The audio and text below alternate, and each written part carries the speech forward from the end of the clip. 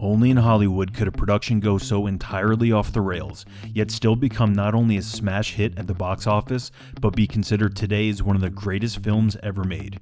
From typhoons to insurgencies to the star of the film suffering a heart attack, this is the story of Apocalypse Now and its production hell.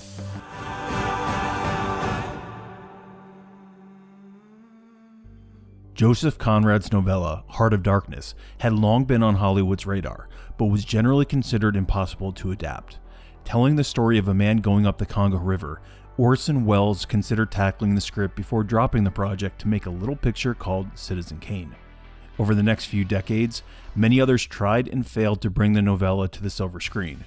All hope was seemingly lost, that is, until writer and director John Milius took a crack at it. Fun fact, in The Big Lebowski, the Coen brothers based the character of Walter Sobchak on Milius, and according to Hollywood lore, Walter is actually the toned-down version of the two. Stay tuned for a video on John Milius soon to come. The screenwriter adapted the story and set it during the Vietnam War.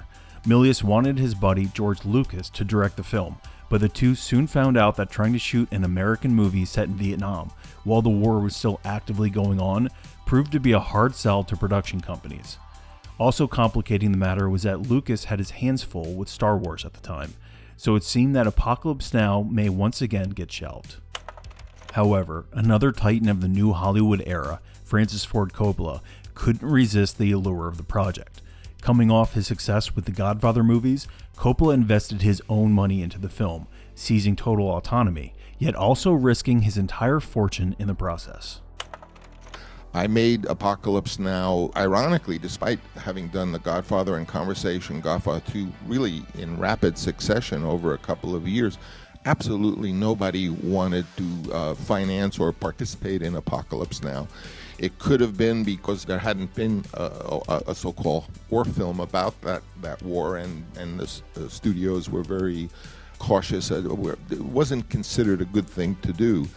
And the script for Apocalypse generally was considered an interesting script, but nobody, even at that point of success, arguably the most successful I've ever been in my life after those three pictures, nobody wanted to do it. And so I thought, of course, I should do it, and I took what property I had. I had the vineyards in Napa and things, and I gave them all to the bank, and I borrowed the money, and I went off and made. Can I just ask you, Apocalypse just interrupt Now you briefly? Myself. Nobody wanted to make the film at that time. Why did you want to make it? You know, if I told you the reason, you'd just die laughing. I thought that we could make this great big hit war movie, Apocalypse Now, and make a lot of money, and then make little art films for the rest of our lives.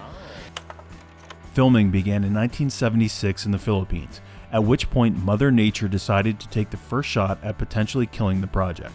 Typhoon Olga swept through the region, killing 300 and displacing 1.3 million others in what was called the worst flooding in 30 years. The majority of Apocalypse Now's sets were destroyed, forcing production to temporarily close down as costly sets had to be rebuilt. Next, there was a communist insurgency in the Philippines.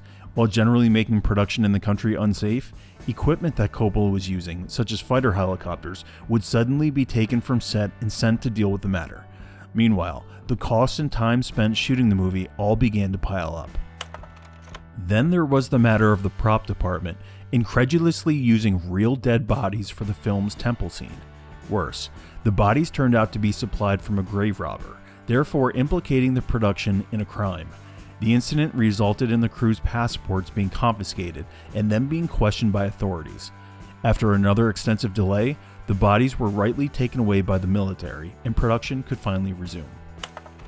This was about the time that the stars of the film began to take their toll on the snakebitten production. You may recall the scene in which Martin Sheen suffers a breakdown in his hotel room.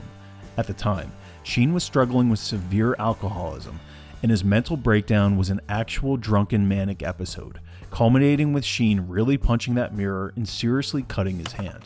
Next up was Marlon Brando, perhaps at his most diva-like attitude, showing up wildly unprepared and overweight. This resulted in Brando's scenes being mostly shot in darkness, with the actor mumbling and ad-libbing his way through the part. He also refused to film with actor Dennis Hopper, who himself had only agreed to do the movie on the basis that he'd be on screen with Brando. Can you talk a little bit about those final scenes in Apocalypse Now? I assume most of you have seen Apocalypse Now in the room.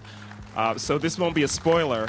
The scenes with Brando, I understand he came to the Philippines not having prepared.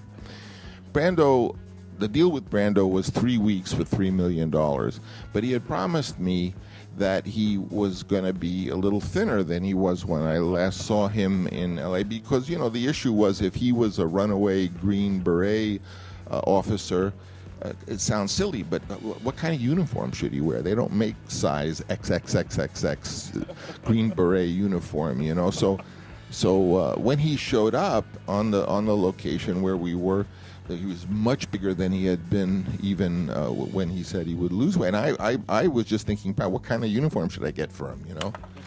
The bad blood between Brando and Hopper only grew worse when Hopper got into character by doing what he was known for, catching a case of the 70s sniffles, if you catch my drift.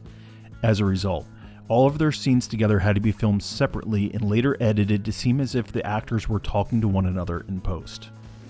Meeting him was one thing, and then working with him on Apocalypse Now, we had a lot of problems together, and he refused to be on the set the same time I was, and...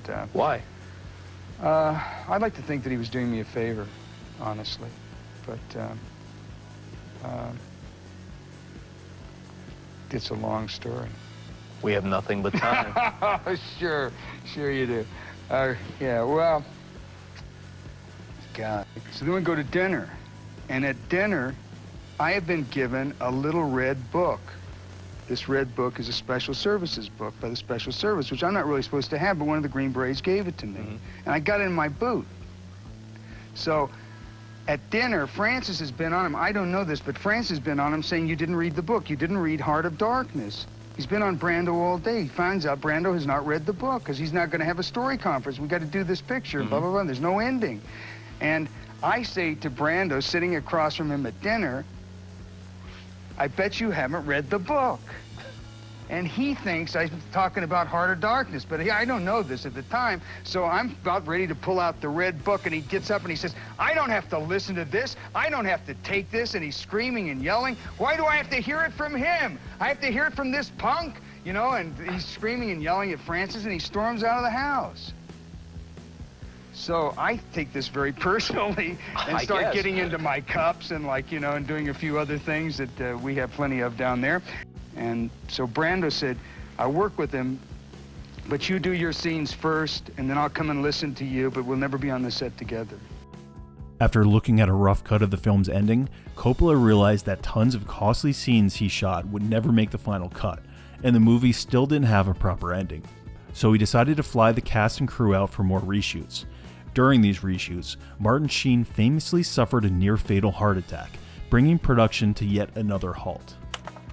Worried that they would get shut down if the press caught wind of the seriousness of the actor's condition, both Coppola and Sheen began denying it, with Sheen saying his heart attack was merely heat exhaustion.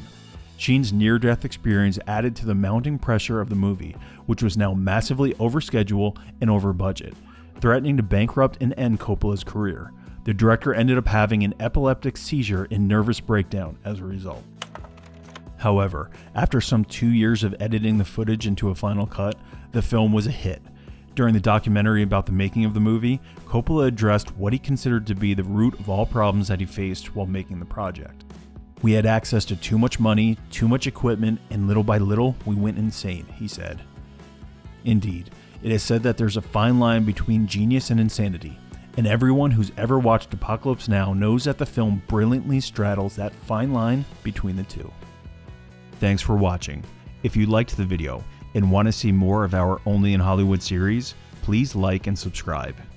Until next time, we'll see you at the movies.